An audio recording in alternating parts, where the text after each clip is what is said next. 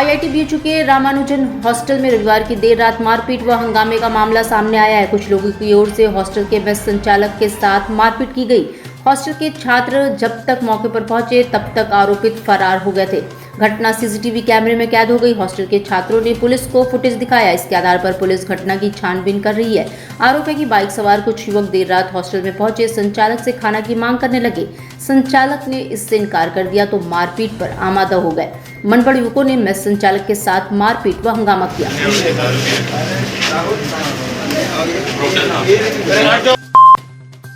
चोलापुर थाना के चमराहा बाजार के पास सोमवार की सुबह मॉर्निंग वॉक पर निकले बुजुर्ग के ऊपर मालवाहक अनियंत्रित होकर पलट गया। उससे उनकी मौके पर मौत हो गई। घटना से नाराज ग्रामीणों ने चालक की जमकर धुनाई कर पुलिस के हवाले कर दिया। पुलिस शव को कब्जे में लेने के साथ आवश्यक कार्रवाई में जुटी रही।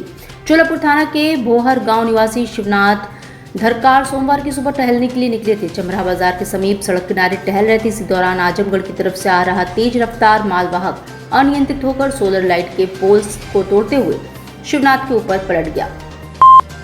लोहता थाना क्षेत्र के भरथरा पेट्रोल पंप के पास सोमवार की शाम अज्ञात वाहन की टक्कर से बाइक सवार युवक की मौत हो गई। सूचना पर पहुंची पुलिस ने उसके पास से मिले कागजात व मोबाइल के आधार पर उसकी पहचान की। युवक का नाम ओम प्रकाश और वह शिवपुर थाना क्षेत्र के तरना का निवासी बताया गया है। सूचना पर उसके परिजन मौके पर पहुंचे। पुलिस का कहना है कि वो बाइक से गिरकर सड़क पर पड़ा था। उसे अस्पताल ले जाया गया, जहां चिकित्सक ने उसे मृत घोषित कर दिया। उसकी बाइक को टक्कर मारने वाले वाहन का पता लगाया जा रहा है।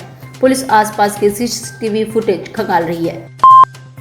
बड़ागांव थाना के हरौआ चौराहे के समीप कोचिंग से लौट रही साइकिल सवार छात्रा को डंपर ने टक्कर मार दी। इसमें उसकी मौके पर ही मौत हो गई।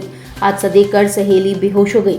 सूचना के बाद पहुंची पुलिस ने मृतका की शिनाख्त कराने के बाद शव को कब्जे में लेकर पोस्टमार्टम के लिए भेज दिया। बड़ागांव थाना के भटौली गाँव निवासी नेहा पटेल भोजपुर में कोचिंग पढ़ने जाती थी। कोचिंग पढ़कर वो साइकिल से वापस घर लौट रही थी।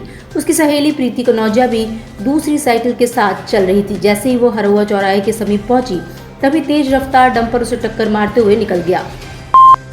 बीएचयू परिसर में बीती रात विधि संकाय के 2 छात्रों को मारपीट कर घायल करने के मामले में पुलिस कार्रवाई से नाराज छात्र सोमवार की दोपहर सिंह द्वार पर धरने पर बैठ गए। छात्र पुलिस प्रशासन विरोधी नारे लगा रहे थे। घायल कला संकाय के तृतीय वर्ष के छात्र शिवम सिंह ने बताया कि रविवार को वो अपने 2 दोस्तों के साथ केंद्रीय विद्यालय के पास खड़ा था। इसी दौरान 2 बाइक से 5 लोग शराब के नशे में आए, बिना वजह गालियां देने लगे।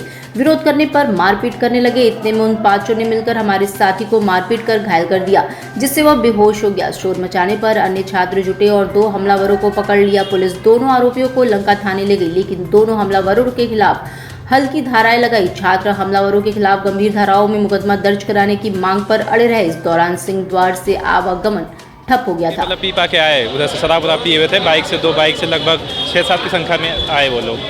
और हम लोग देख रहे थे, खड़े थे वहीं पे, तो वो सब आए, हम लोग को गाली गलौज करने लगे। हमारे विरोध करने पे उन्होंने हमें मारने का प्रयास किया और मारे। जब हम लोग अपना बचाव करने लगे तो और मारा।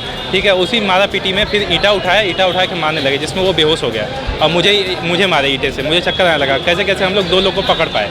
डॉक्टोरियल बोर्ड के सहारा लेके डॉक्टोरियल बोर्ड लेके गया। 2 लोग अभी लंका थाने में गिरफ्तार है, अंदर बैठे हुए हैं। और बाकी मुकदमा लिखने की बात हुई तो अभी तक हम लोग का मुकदमा का आदेश नहीं लिखा पाया। और गंभीर चोटों के लिए आसान सा मुकदमा, एकदम नॉर्मल धाराओं में मुकदमा दर्ज कराया जा रहा है। कितने लोग को चोट लगी है? 2 लोग को भयंकर चोट लगी है। ये है इस घटना में 2 लोग, हम 2 लोग ज़्यादा घायल हुए हैं। हाँ, बस यही 2 लोग को चोट लगी है। 2014 में नरेंद्र मोदी वाराणसी के सांसद बनने के बाद जब प्रधानमंत्री बनकर लौटे तो बिजली के तारों में उलझी काशी के विकास को सुलझाना शुरू किया। इसके बाद प्रदेश की बागडोर योगी सरकार के हाथों में आने पर डबल इंजन की ताकत ने IPDS योजना के तहत उलझे तारों को सुलझाकर वाराणसी में विकास की नई धारा का प्रवाह शुरू किया। Integrated power development scheme Varanasi के अनुसार अब तक 2294.91 किलोमीटर तार को अंडरग्राउंड किया जा चुका है। इसके अलावा योगी सरकार के 6 साल के कार्यकाल में पुरानी काशी को तारों के मकड़जाल से पूरी तरह से मुक्त करा दिया गया है। तारों में उलझी प्राचीन काशी की गलियों और अन्य इमारतों की खूबसूरती भी तारों के अंडरग्राउंड होने से निखरने लगी है। जनपद में इन दिनों चोरों का बोलबाला है। वाराणसी कमिश्नरेट में चोर बेखौफ हैं। लंका थाना क्षेत्र में कुछ दिन पहले ई-रिक्शा की चोरी का वीडियो सोशल मीडिया पर वायरल होने के बाद सोमवार को सिकरा थाना क्षेत्र में स्कूटी चोरी का वीडियो सामने आया है। बीती रात वाराणसी के सिकरा थाना क्षेत्र के रोडवेज चौकी स्थित परेड कोठी में चोर ने घर के बाहर खड़ी स्कूटी पर अपना हाथ साफ कर दिया। चोरी की घटना सीसीटीवी में कैद हो गई। चोरी की घटना को लेकर पीड़ित स्कूटी मालिक ने सिगरा थाने की पुलिस से शिकायत की है। मामला संज्ञान में आने के बाद सिगरा पुलिस चोर की तलाश में जुट गई है। पीड़ित अनिल कुमार ने बताया कि प्रतिदिन की भांति वो रात को अपनी स्कूटी परेड कोठी स्थित घर के बाहर खड़ी किए थे। अग्निशमन विभाग अचानक आग से बचाव के उपकरण आदि की व्यवस्था के लिए चिंतित हुआ और फास्ट हो गया। सोमवार को अग्निशमन विभाग के अधिकारी महातत्वों के साथ कैंट रेलवे स्टेशन पहुंचे। स्टेशन के आसपास के होटलों, धर्मशालाओं, गेस्ट हाउसों में अग्निशमन उपकरण आदि की जांच करने लगे।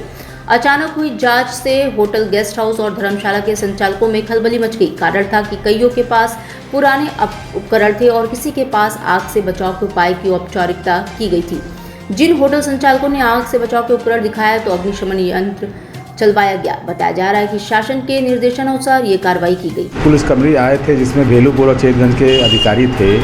वो सुरक्षा की दृष्टि से हर होटलों को चेक कर रहे थे कि मानक के अनुसार वहाँ सिलेंडर है कि नहीं है, साफ़ सफाई है कि नहीं है।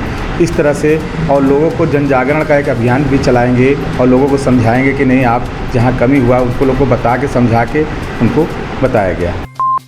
अधिकार सेना के अध्यक्ष और पूर्व आईपीएस अमिताभ ठाकुर ने प्रदेश की कानून व्यवस्था पर जमकर निशाना साधा है। उन्होंने कहा है कि ये सरकार विरोधी दलों से जुड़े या उनके संपर्क के फले फूले माफियाओं के खिलाफ खुद पार्टी बन गई है।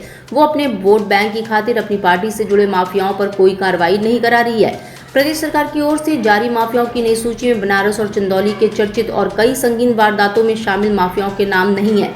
इनके खिलाफ उन्होंने सुप्रीम कोर्ट में जनहित याचिका दाखिल की है। अमिताभ ठाकुर सोमवार को कैंटोनमेंट स्थित नेहरू पार्क में पत्रकारों से बातचीत कर रहे थे। उन्होंने सरकार को कटघरे में खड़ा करने का प्रयास किया। मुझे उन्होंने फ़ोन किया, व्हाट्सएप मैसेज भेजा कि पीएनयू क्लब वाले सहमत हो गए हैं। सत्ता का दबाव आया, उन्हें फ़ोन आया और अंतिम समय आज 2:30 बजे उन्होंने हमारा प्रोग्राम कैंसिल कर दिया और हमें यहाँ प्रोग्राम करना पड़ा। यह बताता है कि भारतीय जनता पार्टी के अंदर शासन और प्रशासन की क्या स्थिति है और किस हद तक राजनीतिक दबाव है। क्या वजह लगता है कि आपको पीसी नहीं करने दिया गया? मुझे पीसी, हमारी मीटिंग नहीं करने दी गई। हमारे तमाम लोगों को जो है आए थे वो चले गए, उनको जाना पड़ गया।